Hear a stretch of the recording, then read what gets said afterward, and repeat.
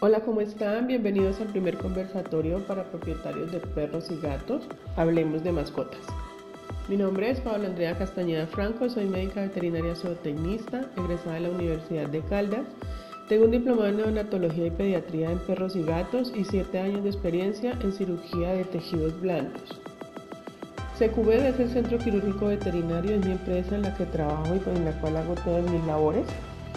Está en proceso de crecimiento y una de las razones por las cuales hago este tipo de conversatorios directamente a la clientela es que puedan aprender cositas adicionales sobre mascotas que normalmente en una consulta no se discuten.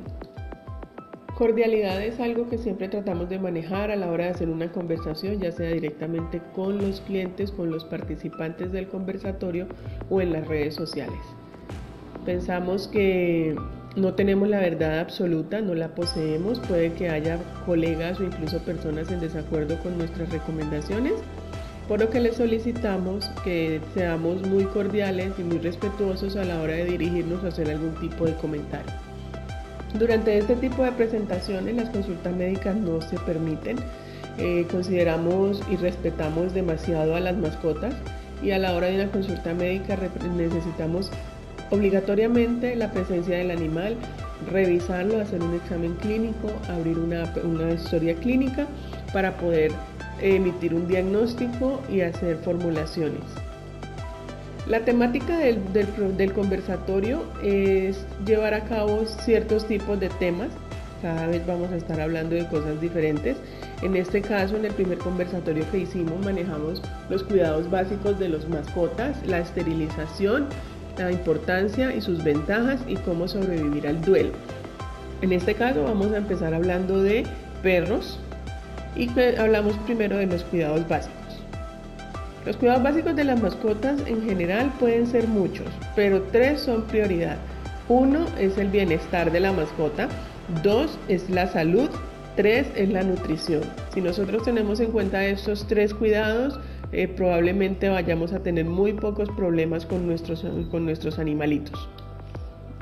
No es lo mismo atender un cachorro a un adolescente, no es igual atender a un adulto a atender a un paciente geriátrico o mayor. En este caso vamos a hablar principalmente de los cuidados básicos del neonato y de la mamá. Una cosa que debemos tener en cuenta es que el parto en una hembra puede ser entre 1 y 14 crías. Obviamente esto es un promedio, podemos estar hablando de muchísimos más animales. Creo que hay reportes hasta de 20, 24 cachorros en una sola camada. Nacen en camada, como lo estamos diciendo, eso quiere decir que pocas veces nacen solos. Y los primeros 21 días son cruciales si nosotros queremos mantener la vida de nuestros cachorros, de nuestros neonatos y de la mamá. La salud y nutrición de la madre es indispensable si nosotros queremos que esos cachorros crezcan como corresponde. Hasta 24 horas puede durar el parto. Es importante que tengamos presente eso cuando nosotros queremos reproducir la perra y decimos, sí, es que yo le quiero conocer la pinta, es que yo quiero conocerle crías, yo quiero tener cachorros. Tengan presente que el parto en las perritas puede durar hasta 24 horas. Como ya habíamos dicho, puede tener muchísimas crías y según el tamaño de la perra se pueden presentar distocias. ¿Qué es distocia? Distocia es la dificultad que se presenta al parto. Cuando decimos es que se le atravesó un cachorro, es que no le salió o es que se quedó atorado.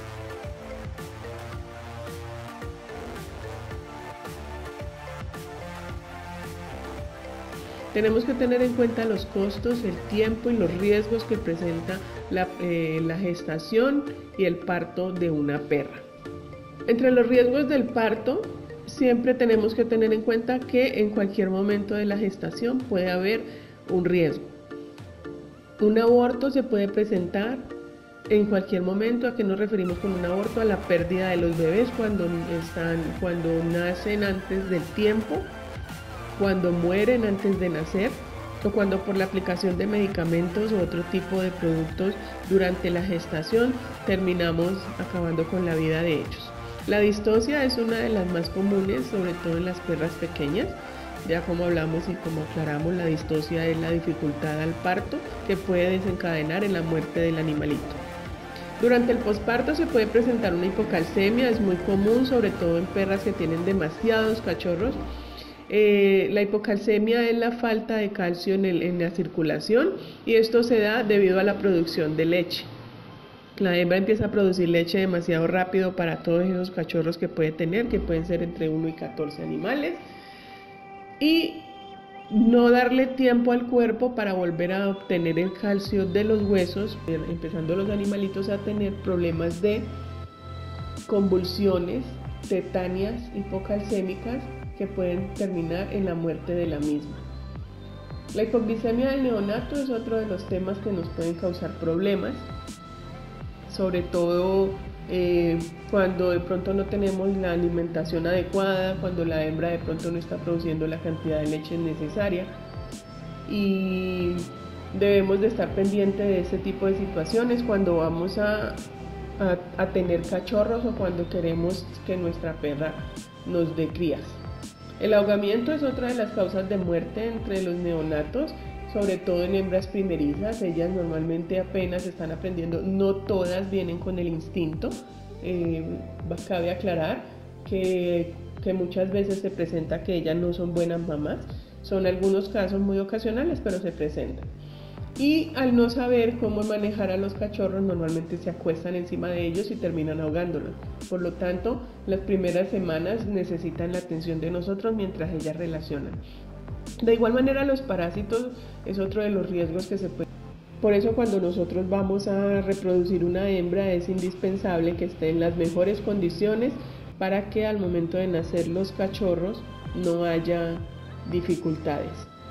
Existen parásitos como la babesia y la ehrlichia que logran parasitar a los neonatos incluso estando dentro de la mamá, pues atraviesan la barrera placentaria. ¿Cuáles son las medidas preventivas para evitar todos estos problemas de los que acabamos de hablar? Es importante la desparasitación de la hembra, es importante que esté vacunada, tener en cuenta los antecedentes. Cuando me refiero a antecedentes, quiero decir, hay que tener en cuenta que no tenga sobrepeso, que si es en el caso del macho, que no sea criptórquido o monórquido. Eso quiere decir que la retención de uno o los testículos normalmente es hereditario, por lo tanto si el macho tiene un solo testículo y el otro está retenido, probablemente sus hijos machos también vayan a sufrir de lo mismo. De igual manera, animalitos que han tenido antecedentes de sarna, sobre todo cuando son cachorros, probablemente sus crías también hereden la susceptibilidad. No quiere decir que hereden la sarna, quiere decir que heredan los problemas de falta de defensas para contrarrestar una sarna. La condición corporal es indispensable. Un animalito con obesidad o un animalito desnutrido, sobre todo en el caso de las hembras, puede hacer que la gestación no llegue con éxito a su final. Por lo tanto, la nutrición es indispensable. En el posparto también es importante la nutrición, por lo que estábamos hablando de la producción de leche. La supervisión nocturna, por lo que hablamos del ahogamiento en los cachorros. Un chequeo veterinario es indispensable para mirar en qué condiciones quedó la madre y cómo están los neonatos. De igual manera tenemos que tener en cuenta cuál es el esquema de desparasitación ideal. Tengan presente que el esquema no es el mismo para todo tipo de animales. Siempre tenemos que tener en cuenta en dónde viven, a qué se exponen, para poder saber. También tenemos que tener en cuenta el esquema vacunal. No es el mismo, depende de la edad, depende de la condición y la zona y el sector en donde vivan para poder establecer un esquema. Es importante para nosotros como veterinarios hacerles saber a ustedes como propietarios cuáles son los costos de la atención de un parto. ¿Por qué? Porque uno de los problemas más comunes es que todos decimos sí, vamos a reproducir la perra y no medimos que van a haber problemas. Todo ese tipo de problemas al final tienen un costo. ¿Por qué? Porque los veterinarios, aunque amamos nuestra profesión y adoramos lo que hacemos, esto para nosotros es un trabajo y debemos de cobrar por nuestros servicios.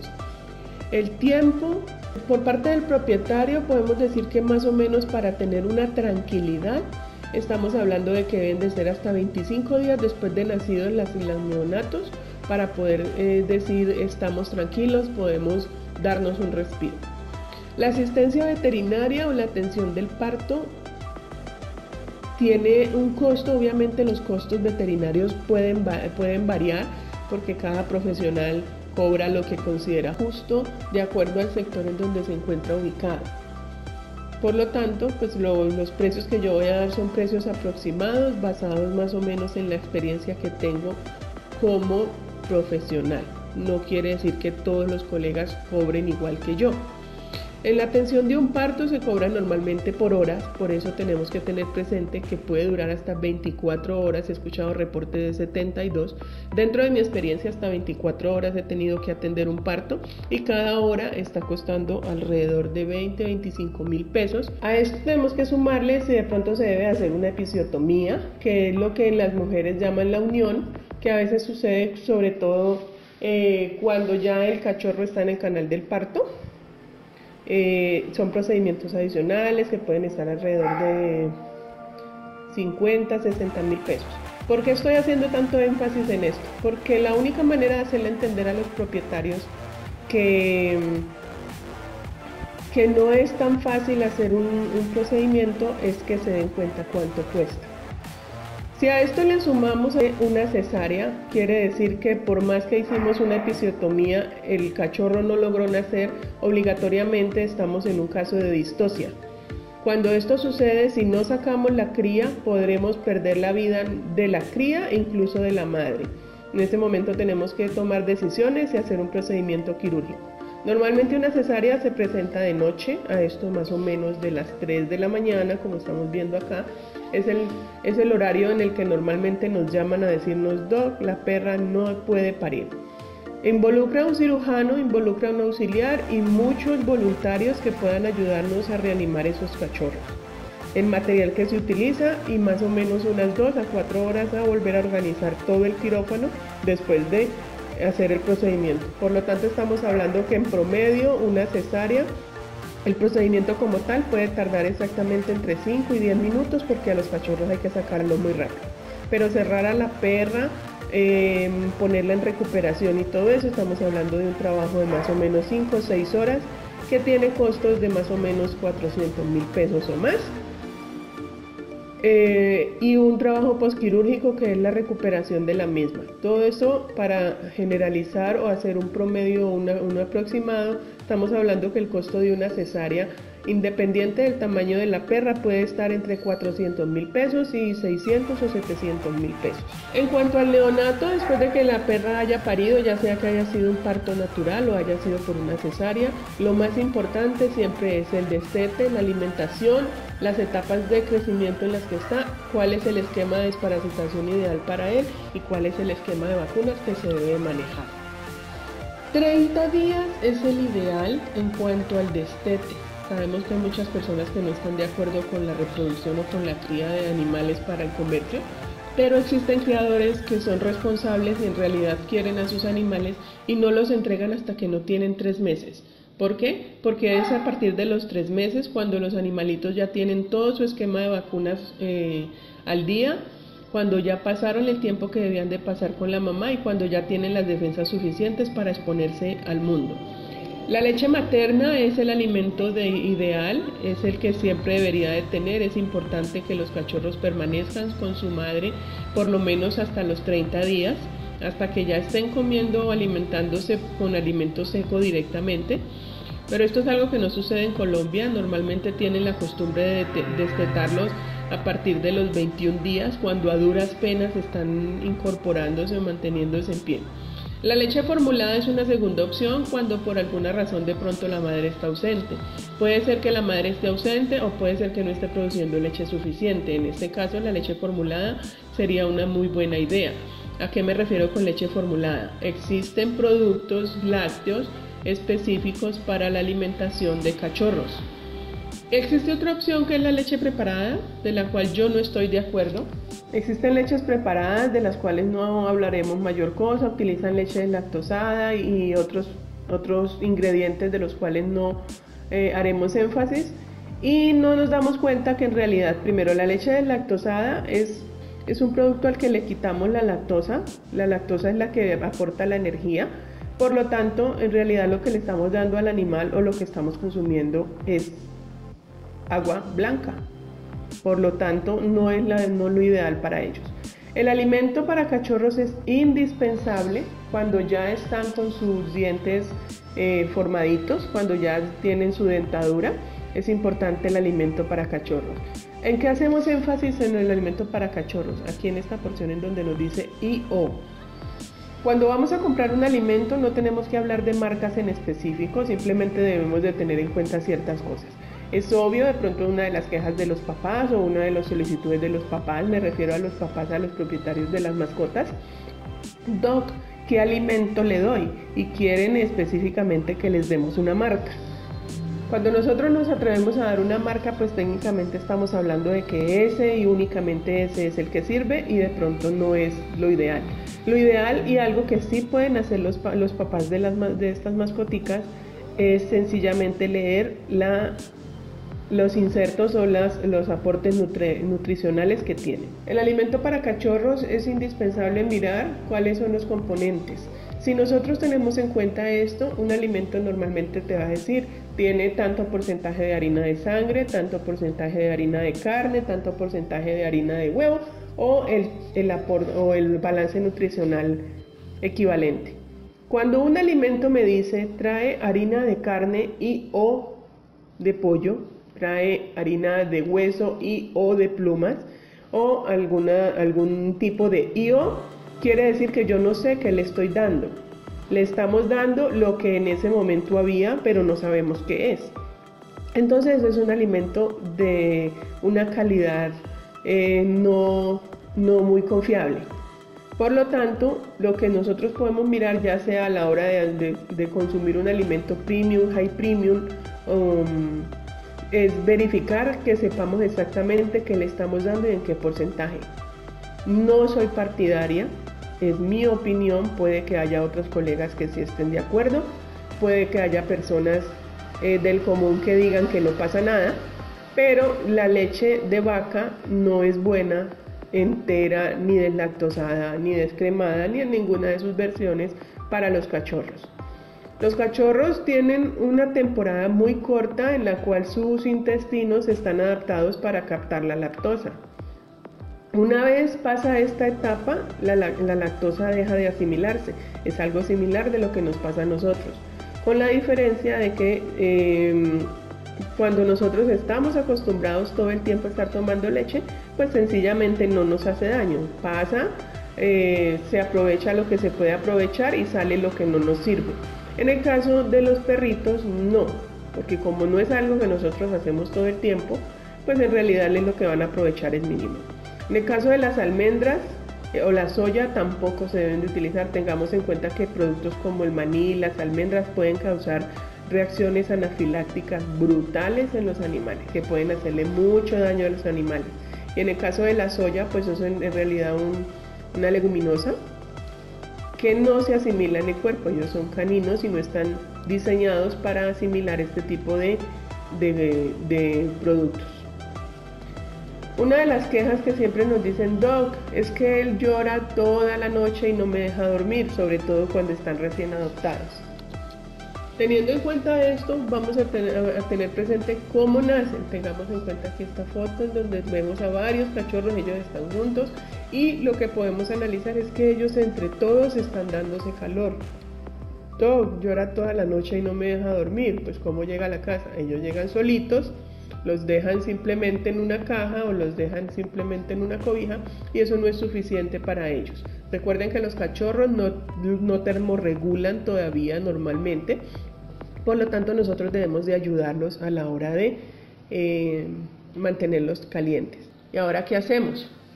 Quiero hacer un énfasis aquí. Esta es una foto familiar, obviamente la de la foto soy yo y los que están en la foto conmigo son mis padres.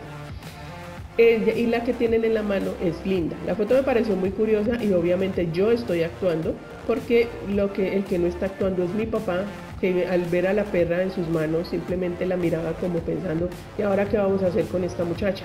Valga la aclaración también que hemos tenido perros toda la vida, pero me pareció muy curioso y supe que algún día de pronto iba a ser didáctico poder explicar. Esto es algo que sucede y ahora qué hacemos cuando tenemos un cachorro, porque no todas las personas tienen la suerte de haber crecido con mascotas. Existen muchas personas que no saben lo que es tener una mascota, que nunca han tenido contacto con ella y que cosas que para nosotros pueden parecer básicas, en realidad para otras personas es un problema. Mantenerlos calientes es una de las prioridades. Debemos de tener una cobija o una cama suficientemente caliente. En el caso de que estén, por ejemplo, como acá en una cajita, debemos tener presente que a la hora de dormir es importante ya ponerles un peluche o de pronto coger agua tibia en una botella, envolverla bien en una cobija para que ella sienta el calorcito, o ellos en general sientan el calorcito y puedan de pronto dormir con más tranquilidad. Recuerden que vienen en camadas y ellos entre todos se dan calor humano. La frecuencia de alimentación y los estímulos. Si un cachorro o un neonato tiene menos de 25 días, el tetero con leche formulada debe de dársele por lo menos cada 2 horas. Si está con la madre, podemos notar, y los que ya de pronto hemos tenido experiencia en la atención de una hembra y sus cachorros, ellas los primeros días, podemos decir más o menos los primeros 15 días, no se mueven absolutamente. A duras penas si se levantan, hacen chichi, comen algo y vuelven y se acuestan al lado de sus bebés, porque ellos necesitan estar comiendo constantemente. Ella los estimula, y a la hora de estimular, que nosotros vemos y siempre pues hay personas que les da fastidio, otras personas entienden, ellas con su lengua lo que hacen es estimular los esfínteres. Por eso ellas los estimulan. Ellas normalmente con la lengua pasan la lengua por el ano para que hagan popó, por el pene o por la vulva, y hacen ellos así, se encargan de orinar. En el caso de que nosotros tuviéramos a los cachorros sin su mamá, deberíamos de estarle dando ese tetero cada 2 horas y debemos de estimular. Obviamente no podemos hacer exactamente lo mismo, pero debemos de imitar. Por lo tanto, tengamos presente que siempre en un cuerpo vivo hay una temperatura. Entonces, a la hora de estimular, lo que podemos hacer es con una gasa y agua tibia estimular, pasarla por el anito hasta que hagan popó, o en el caso pues de que necesitemos que orinen, pues entonces cogemos esa gasita húmeda, la pasamos por el pene o la pasamos por la vulvita, imitando el lamido de la hembra, de la perra, para lograr que hagan sus necesidades. Unas veces puede suceder inmediatamente, otras veces se demoran un poco más, pero finalmente se debe de lograr. Sobre todo la parte de hacer el popó es importantísimo, porque si no empiezan con cólicos y se nos pueden morir los bebés por esos cólicos. Entre los días 25 y los 30 ya se debe empezar la presentación del alimento seco. El alimento seco en este momento para ellos viene siendo lo que es la leche formulada. Ya al ser un poco más grande se puede expandir el tiempo entre cada alimentación a por lo menos cada 3 horas. Durante este tiempo ellos van a aprender que esa leche en polvo no es simplemente ponerla, tenemos que coger un poquito de esa leche en nuestra mano y untarles en la lengüita para que ellos vayan relacionando y que vayan sabiendo que esa es su nueva alimentación. A partir de los 45 días y hasta los 3 meses ya pueden estar dispuestos para el alimento seco. ¿Cómo se hace la transición? Es importante tener presente que ellos solamente tienen reconocimiento de la leche en polvo, por lo tanto esa leche formulada se debe de mezclar con el alimento seco y ya podemos empezar a extenderlo por lo menos a cada 6 horas. Un cachorro debe de comer por lo menos 4 veces en el día. Recuerden que metabolizan demasiado rápido los alimentos y si tienen un ayuno muy prolongado les pueden dar hipoglicemia, que ponen en riesgo su vida o que los debilitan. Entre los 3 y 6 meses ya podemos hacer una alimentación cada 8 horas, es decir, 3 veces al día, desayuno, un almuerzo y cena es suficiente para ellos. A partir de los 6 meses esto ya es discutible, hay gente, colegas, personas que deciden darle una sola comida. A mí me parece demasiado agresivo un ayuno de 24 horas para un animal, por lo tanto mis recomendaciones como profesional siempre es al menos darle 2 comidas al día con una diferencia de 12 horas entre cada uno. Una de las cosas que nos dicen los propietarios cuando nosotros les explicamos cuál es la forma de alimentar a los animales es: Doc, él mantiene su comida a voluntad y come cuando quiere. ¿Cuál es el problema? El problema que tenemos a la hora de mantener la comida a voluntad es que normalmente los veterinarios, cuando atendemos a un paciente y formulamos unos medicamentos, recomendamos y hacemos mucho énfasis en que los medicamentos se deben de dar después de haber comido. ¿Por qué? Porque los medicamentos que se manejan en los animales normalmente pueden causar gastritis o pueden causar problemas digestivos, por lo tanto siempre hacemos énfasis en eso. Entonces, de ahí la importancia de controlar la alimentación. Si nosotros mantenemos a nuestra mascota todo el tiempo con alimento a voluntad, nos tocaría estar todo el tiempo enfrente de ellos esperando para saber cuándo van a comer y poder ofrecerles un medicamento. Mientras que si nosotros controlamos la alimentación y sabemos que come 2 veces al día o 3 veces al día, sabemos que en el momento en el que le servimos la comida, él comió, le dimos sus medicamentos y podemos tranquilamente ejercer nuestras labores del día sin tener ningún tipo de problema. En cuanto al esquema de desparasitación, es importante tener en cuenta que si el cachorro está con su mamá, podemos empezar la desparasitación, la primera desparasitación, a partir de los 21 días de nacido, para él y para la mamá. Pero deben de ser productos acordes a su edad, deben ser diferentes productos.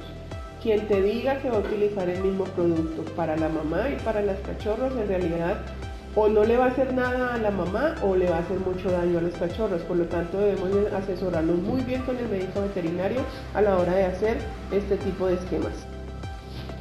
Después de los 15 días de nacido y hasta los 3 meses hago la aclaración. Este es el esquema de desparasitación que normalmente manejo yo cuando tengo a mis cachorros o a mis pacientes desde el mismo día en que nacieron.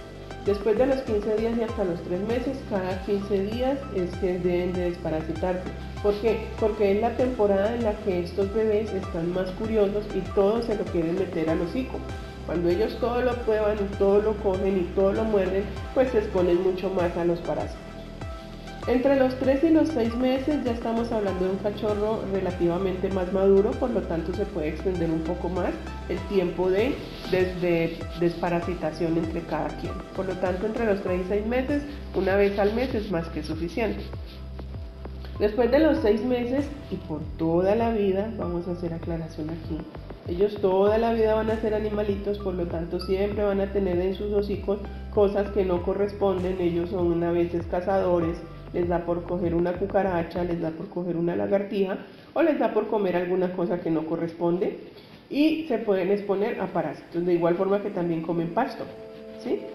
Cuando esto sucede, pues debemos de tener en cuenta la ubicación de dónde viven.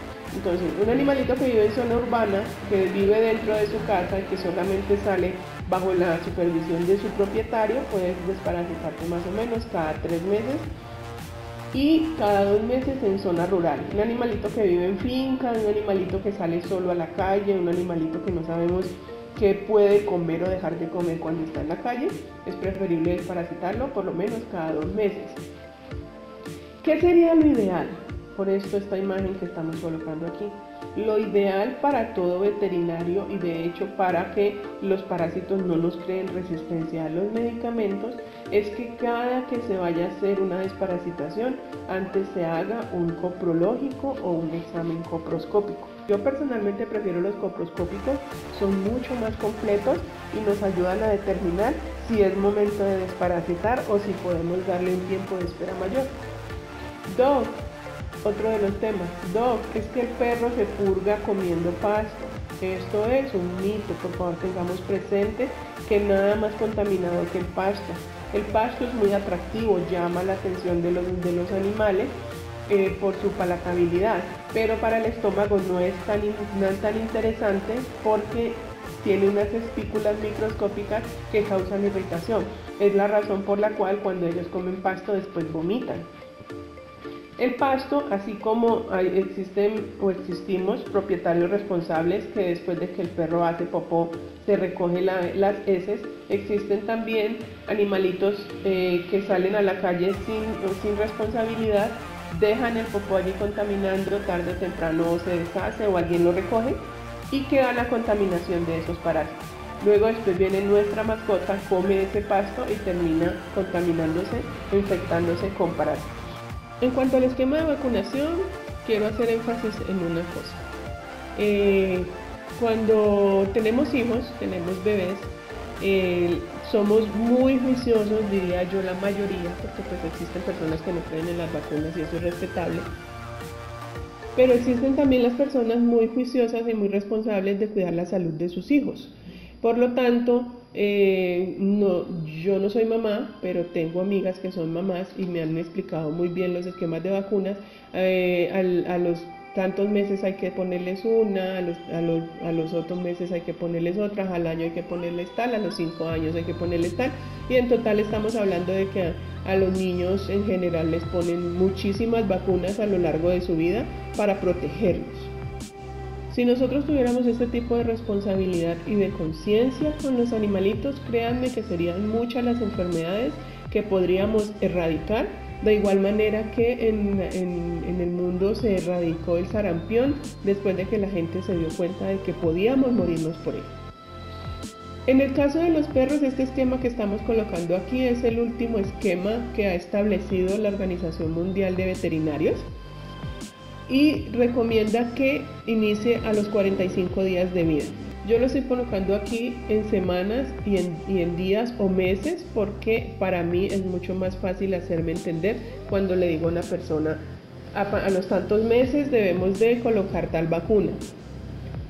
Entonces, inicia a los 45 días con una vacuna que incluye moquillo, hepatitis y parvovirus. Este es el esquema que estamos manejando actualmente, hago la aclaración. El intervalo de cada uno es de 21 días. Por lo tanto, a los 21 días después de que se puso la primera vacuna, se debe colocar la quíntuple, que incluye estas tres que hablamos arriba, hepatitis, parvovirus y moquillo, y le sumamos para influencia y leptospira. A las 12 semanas, o sea 21 días después de colocar la segunda vacuna, se coloca un refuerzo de esa segunda vacuna quíntuple. 21 días después volvemos a colocar la sextuple, o sea que para cuando el animalito cumpla 4 meses y medio se le debe estar colocando la vacuna quíntuple y la vacuna de rabia. Finalmente se coloca una quinta vacuna a los 6 meses y medio, también quíntuple de moquillo, hepatitis, parvovirus para influencia, leptospira. ¿Por qué se está haciendo tanto énfasis en estos refuerzos? Porque una de las causas principales de muerte en los cachorros o en los perros en general es el moquillo y la leptospira. La leptospira es una enfermedad que nos afecta a las personas también. De hecho, en el sector en donde nosotros estamos ubicados, el año pasado tuvimos una epidemia en donde por lo menos 40 o 50 pacientes terminaron muriendo por distemper o moquillo. Entonces es importante saber que existen vacunas y formas de prevenir. Con esto hago mucho énfasis en que podemos prevenir este tipo de enfermedades en los animalitos si fuéramos bastante responsables con ellos. Finalmente tenemos en cuenta ya la vacuna anual, que es con la que continuarían ellos después de tener su esquema. Este esquema puede variar dependiendo de la edad del animal, del sector en donde vive, ¿sí? Por lo tanto, tengamos presente que el refuerzo anual es quíntuple más rabia y se debe colocar durante toda la vida. Me ha pasado en muchos casos en donde me dicen, tiene todas las vacunas. ¿Cuándo fue la última vez que lo vacunaste? Hace 5 años. No, cuando era bebé. Entonces no tiene las vacunas. Ellos tienen su refuerzo, deben de tener su refuerzo anual durante toda la vida. Bueno, este es el final de la primera presentación. Va a ser una serie de videos, esperamos que sean de su agrado. Por favor, compártanlo, comenten las dudas que tengan. Recuerden que no vamos a resolver casos clínicos, no vamos a resolver dudas sobre enfermedades, porque para eso se necesita la atención veterinaria. Si tienen dudas acerca del tema, pueden comentarlos. Por favor, síganos en nuestras redes sociales. Estamos en Facebook, en Instagram y en YouTube como @doctorapaocas. Quedamos atentos, esperamos sus comentarios y agradecemos muchísimo el haber estado con nosotros durante esta conversatoria.